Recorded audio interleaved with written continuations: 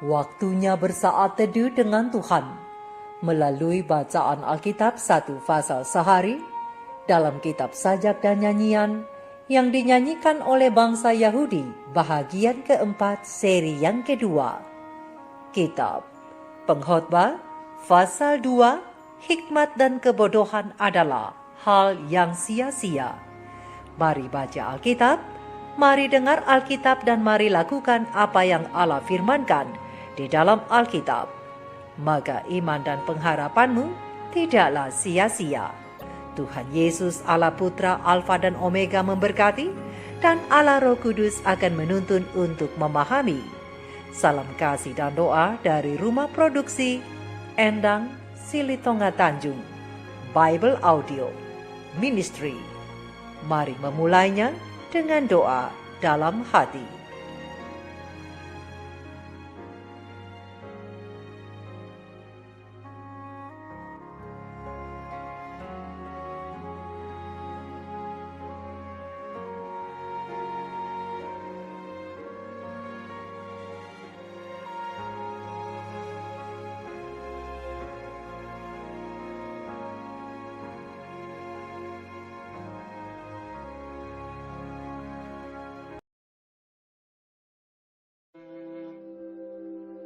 Aku berkata dalam hati, mari, aku hendak menguji kegirangan. Nikmatilah kesenangan. Tetapi lihat, juga itu pun sia-sia. Tentang tertawa, aku berkata, itu bodoh. Dan mengenai kegirangan, apa gunanya? Aku menyelidiki diriku dengan menyegarkan tubuhku dengan anggur. Sedang akal budiku tetap memimpin dengan hikmat. Dan dengan memperoleh kebebalan, sampai aku mengetahui apa yang baik bagi anak-anak manusia untuk dilakukan di bawah langit selama hidup mereka yang pendek itu. Aku melakukan pekerjaan besar, mendirikan bagiku rumah-rumah, menanami bagiku kebun-kebun anggur. Aku mengusahakan bagiku kebun-kebun dan taman-taman, dan menanaminya dengan rupa-rupa pohon buah-buahan.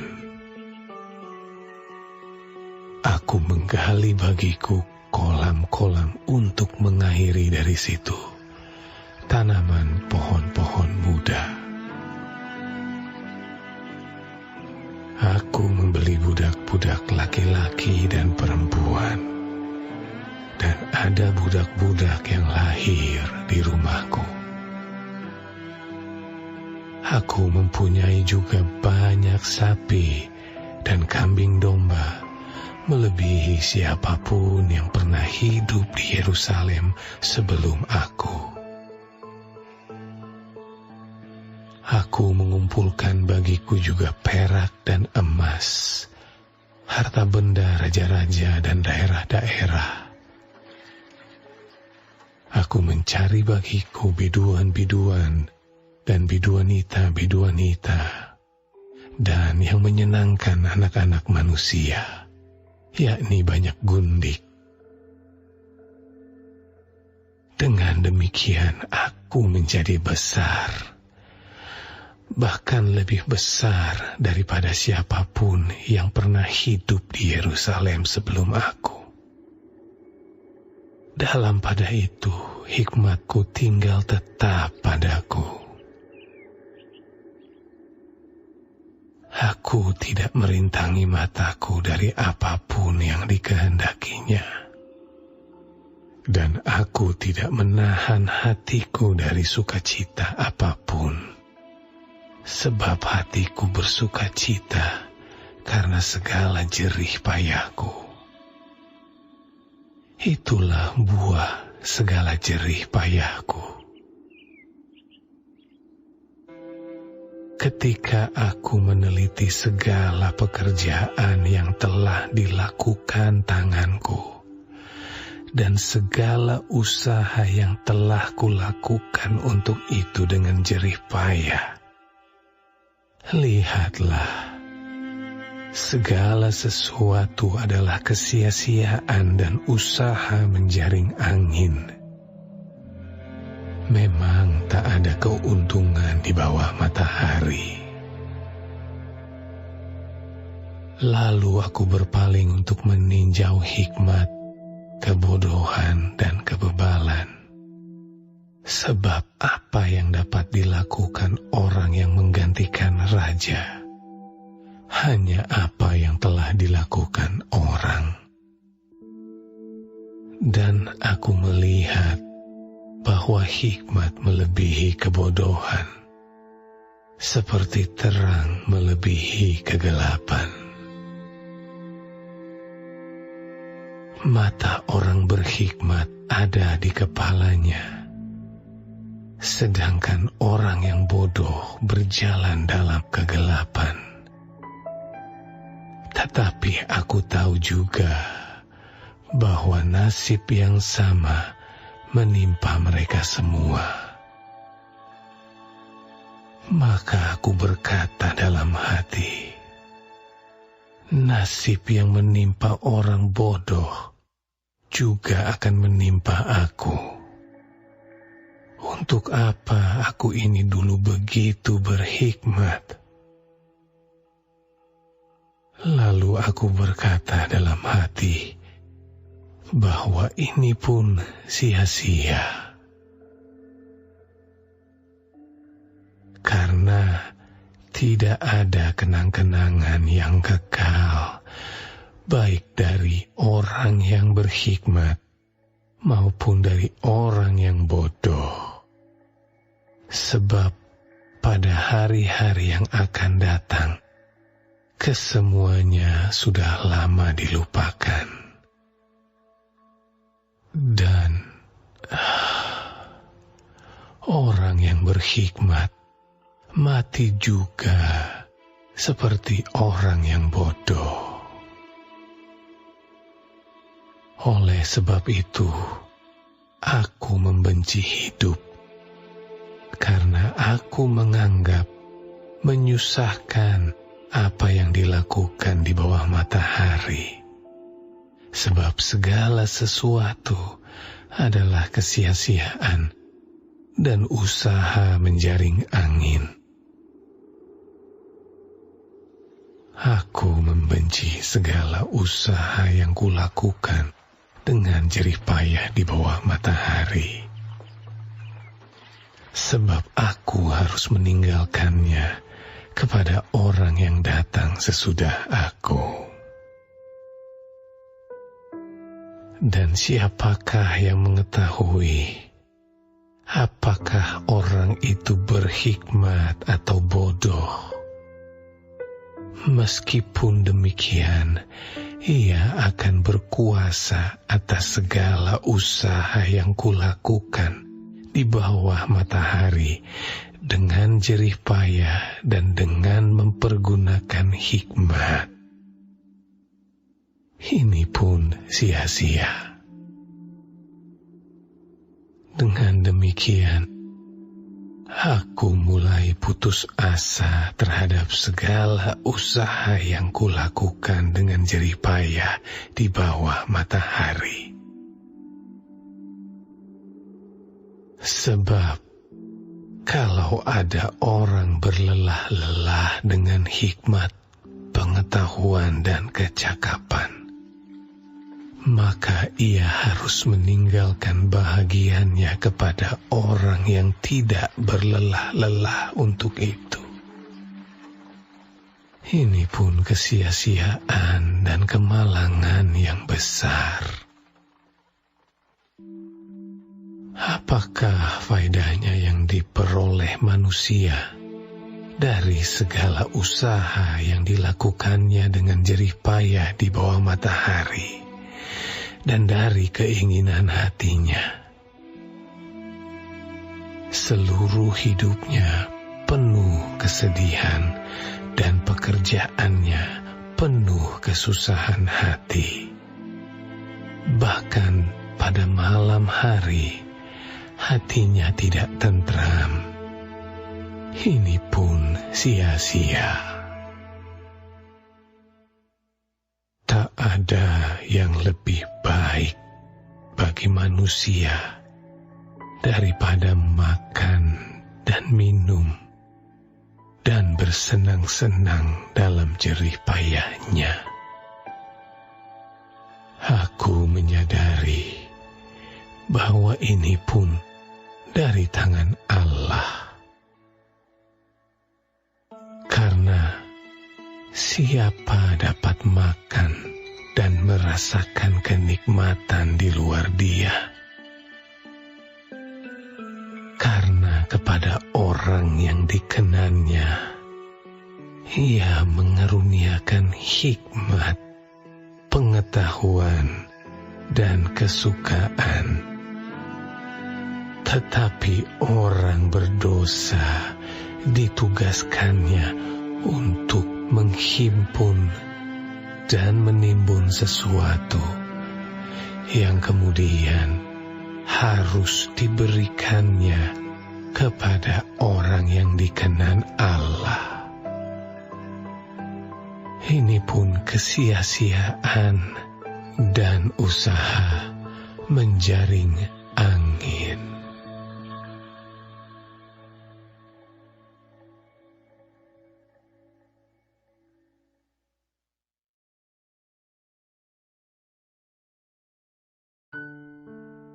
Kita telah menyelesaikan bacaan Alkitab 1 pasal sehari dalam kitab Pengkhotbah pasal yang kedua.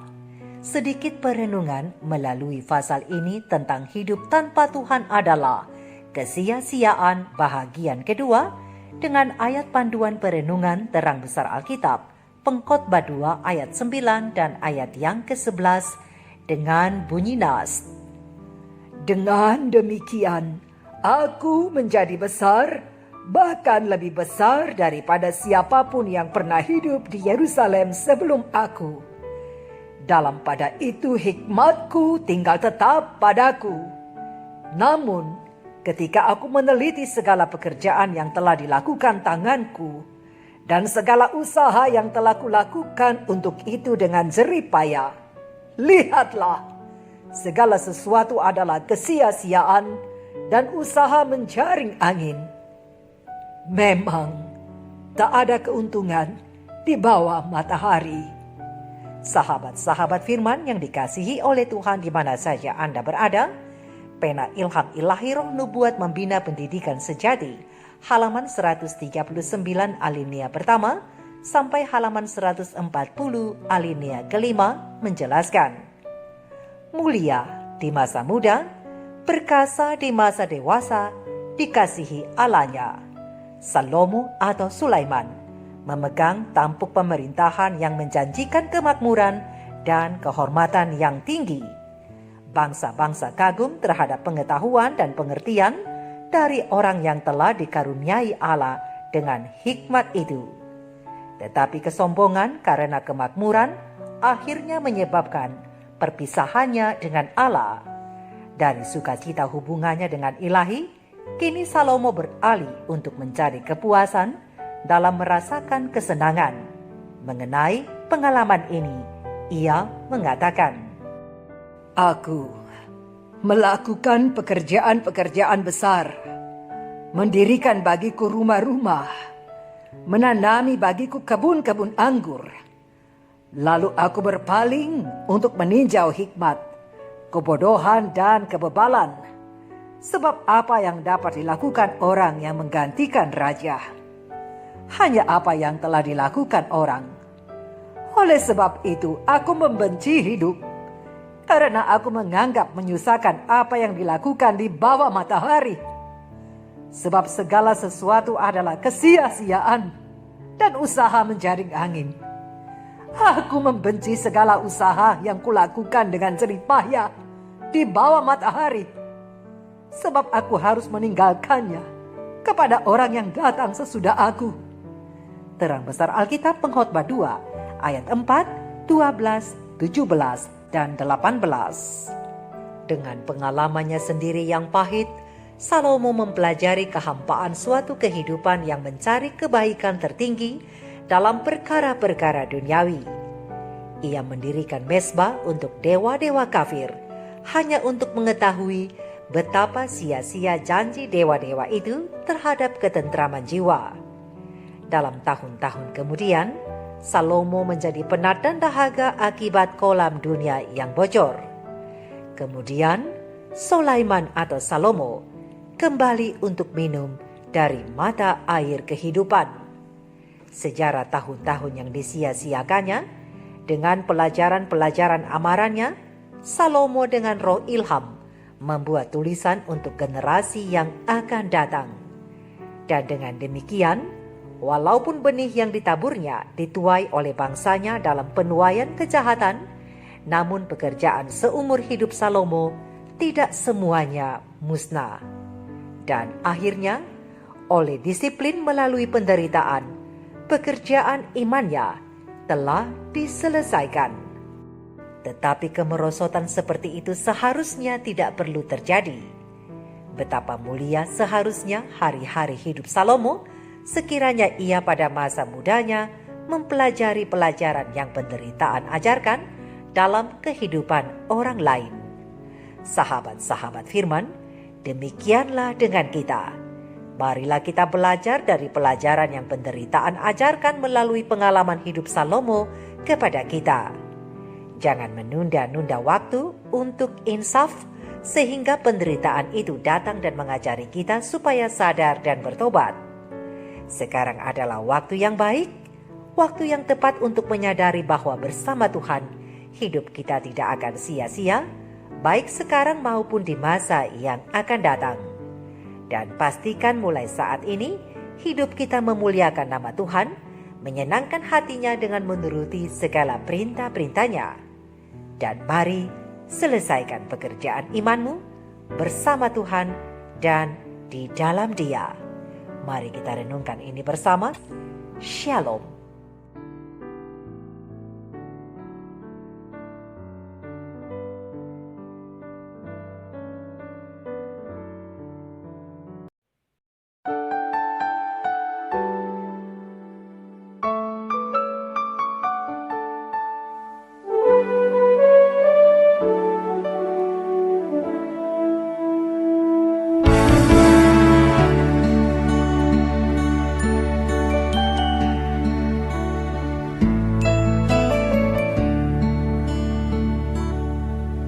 Di bawah matahari tiada yang abadi. Semua yang datang pastikan pergi lagi. Lihat sungai-sungai mengalir deras ke laut. Dari waktu ke waktu laut tak pernah penuh.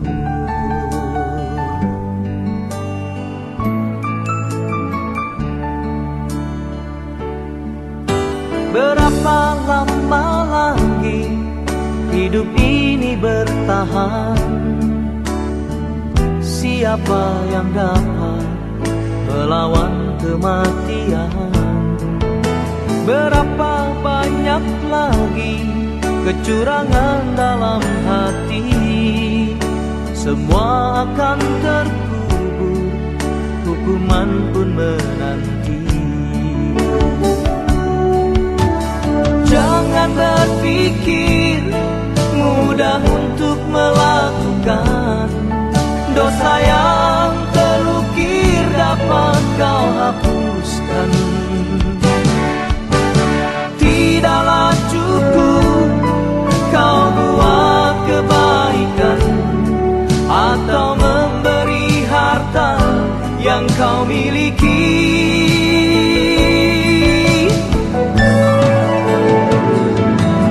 Iman di hati jangan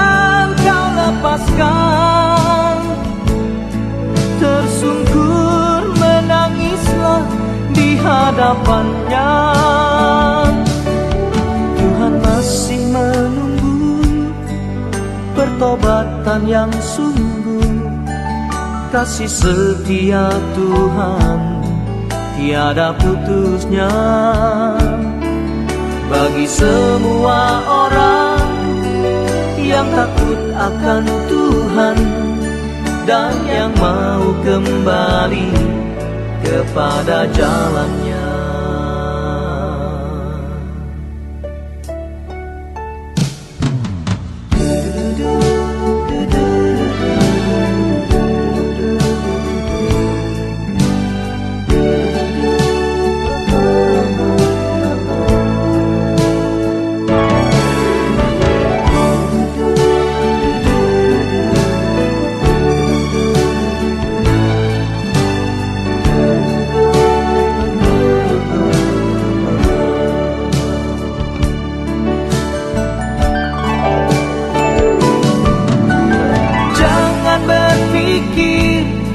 Mudah untuk melakukan dosa yang terukir dapat kau hapuskan.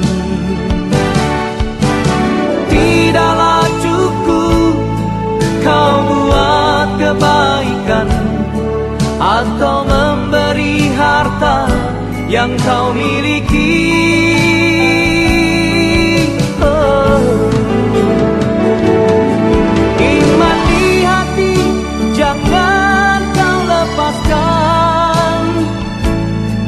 Tersungkur menangislah di hadapannya. Tuhan masih menunggu pertobatan yang sungguh.